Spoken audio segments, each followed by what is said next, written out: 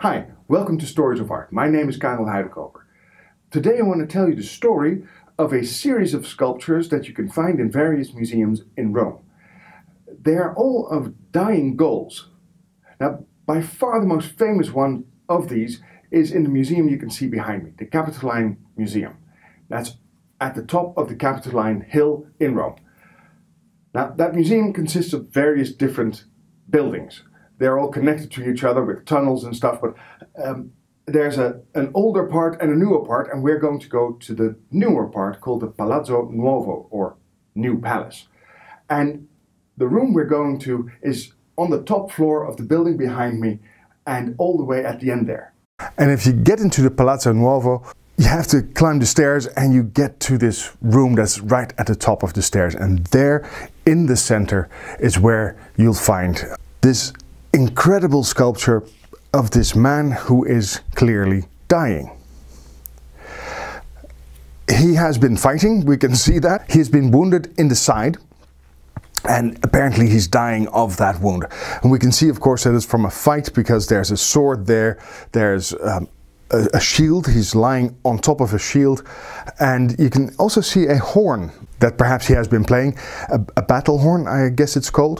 But anyway, he's been hurt. We can see a wound in his side and he's bleeding from it. It is, by the way, completely accidental that this is the same place where Jesus was stabbed on the cross. There's no link between these two, because this was made long before Christ. In fact, this was made in the 1st century BCE, and it was modeled on a sculpture that was made a few hundred years before that. Now, the striking thing about this sculpture is, of course, that he is a man who is losing his life. He's dying before our eyes. And the thing is, you start to feel sorry for him. You feel empathy. And it begs the question, who is this man? Now, sculptures like these were found in and around Rome, and this one as well. And so it wasn't found with a little plaque next to it giving us a title. So for a very long time it was known as the Dying Gladiator or the Wounded Gladiator. Until somewhere in the 19th century we started calling it the Dying Gaul, which is most likely a better title.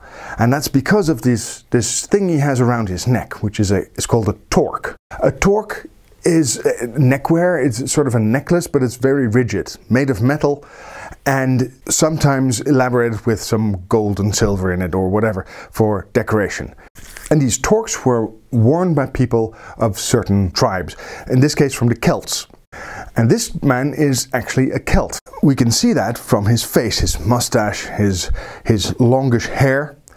That is a little bit misleading because this sort of spiky hair that he has on top is a reworking in the 17th century. They had to restore this sculpture and they reworked his hair at the time.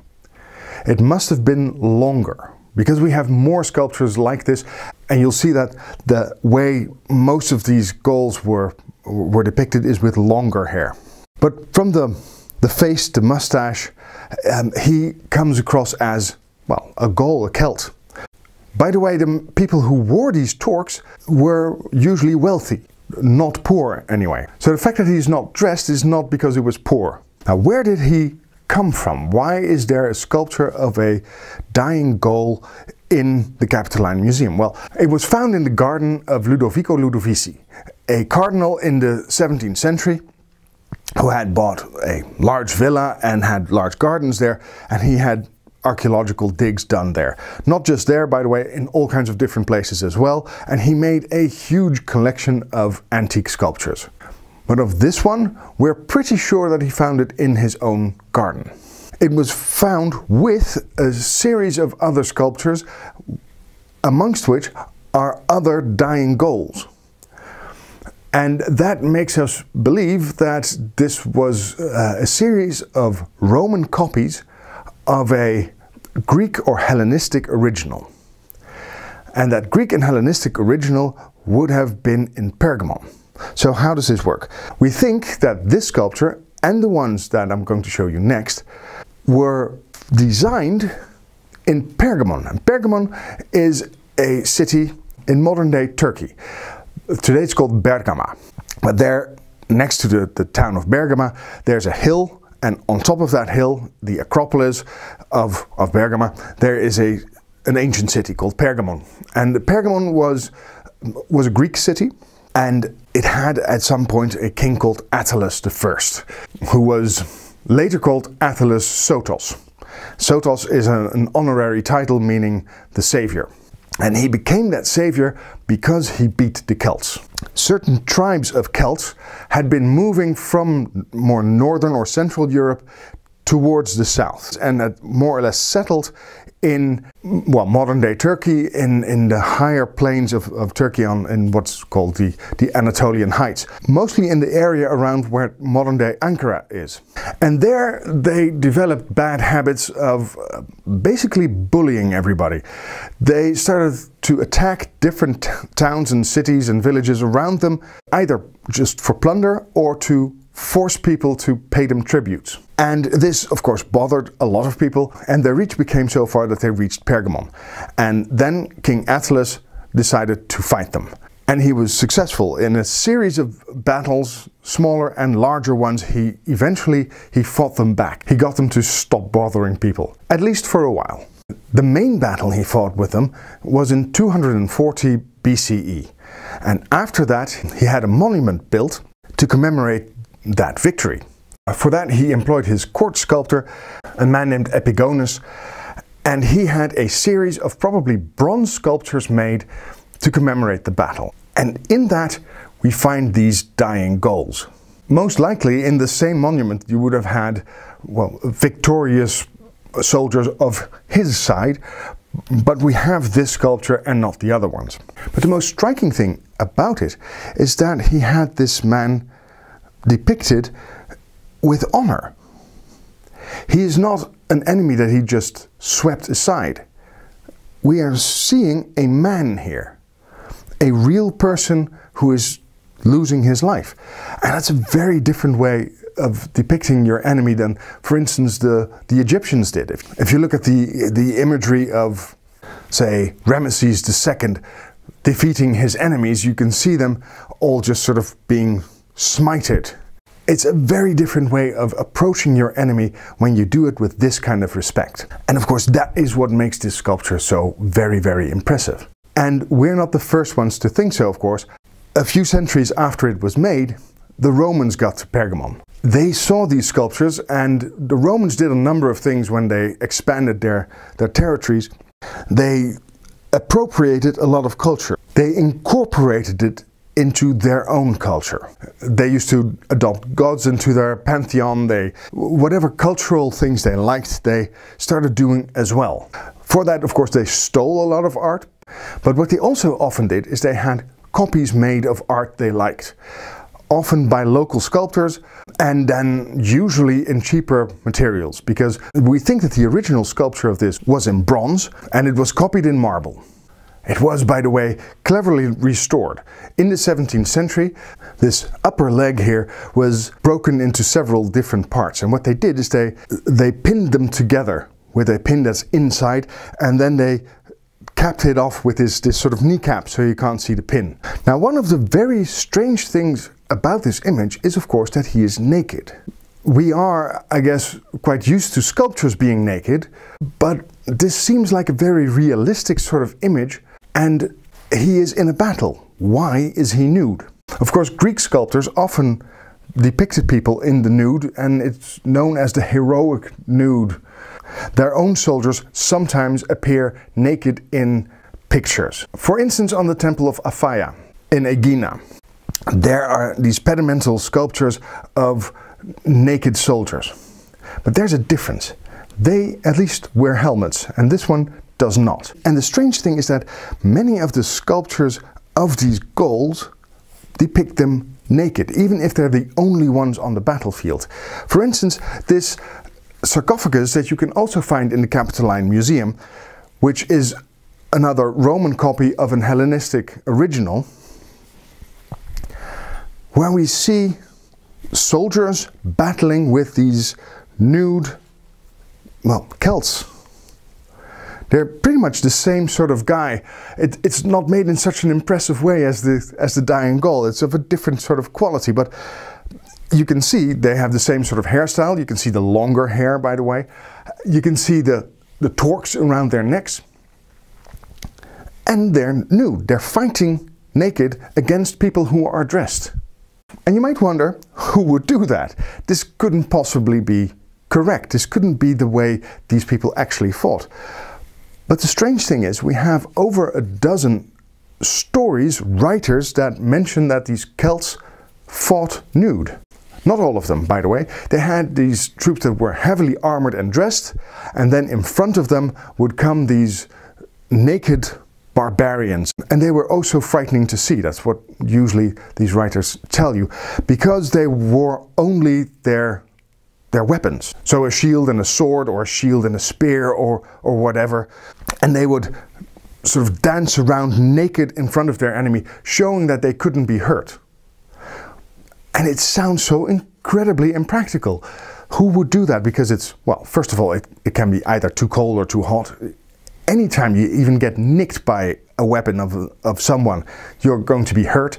You can't even run properly because there's going to be rocks and whatever on the ground, so you'll hurt yourself everywhere.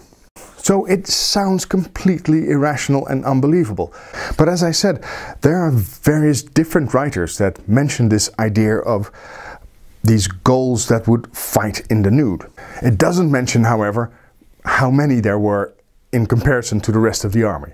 Maybe there's just a bunch of them doing it for show and then running away so that the real guys can take over. But we can see them dying heroically here. Apparently they got into the thick of the fight. Now, as I mentioned, there are more of these sculptures of dying Gauls. And one of them is in a different museum in Rome, in the Palazzo al Temps, which is on the other side of town, well, across town, sort of next to the Piazza Navona.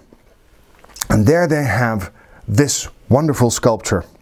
It is, by the way, a brilliant museum for a number of reasons. They have these ancient sculptures, mostly Roman, and what they talk about is where they found them and how much they were restored. And on each and every sculpture there you can see quite clearly which bits and pieces were made at later times. They made sure you can see that, often showing that in little drawings or diagrams as well.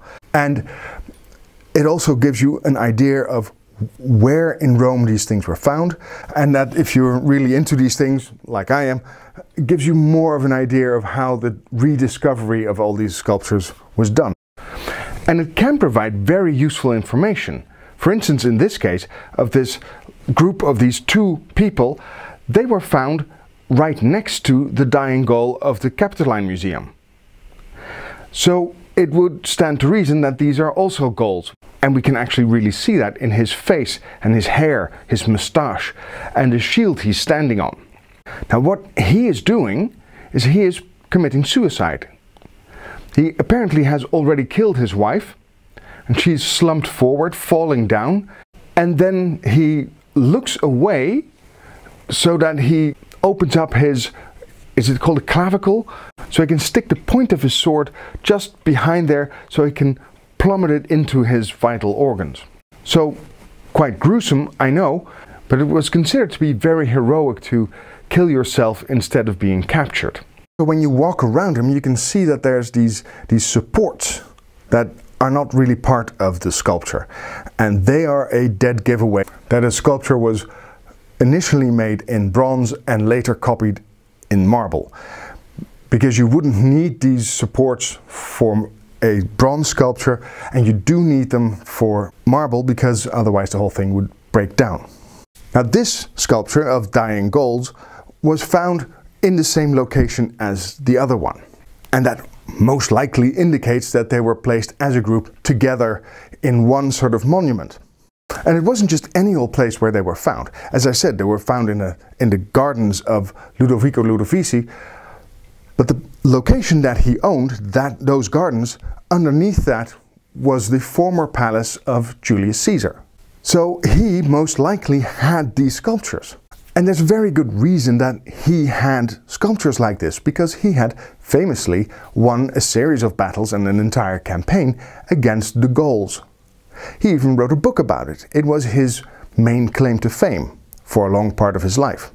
So what likely happened is that he had these copies made to make his own monument to his victories over the Gauls. And now he wasn't the only one proud of fighting the Gauls.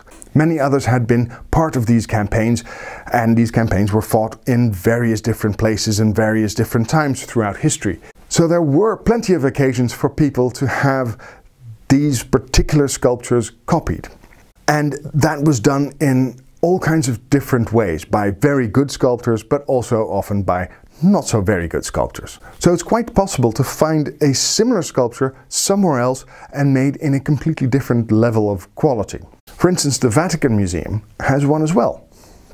They have this one, which is not actually given pride of place because it's not a very good find according to them. And I happen to agree, this is not the best of the best. So it's in one of those very long corridors where most people just sort of zoom past.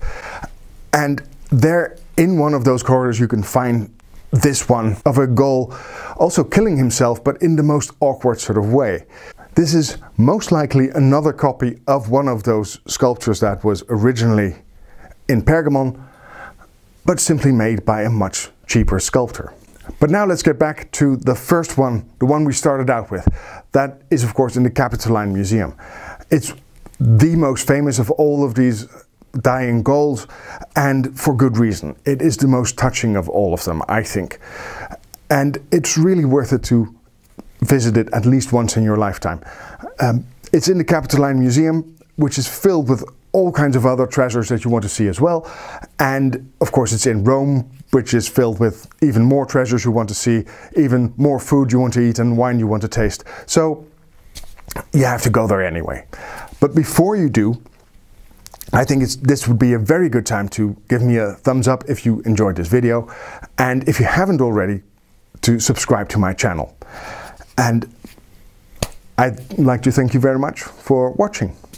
And until the next time, bye.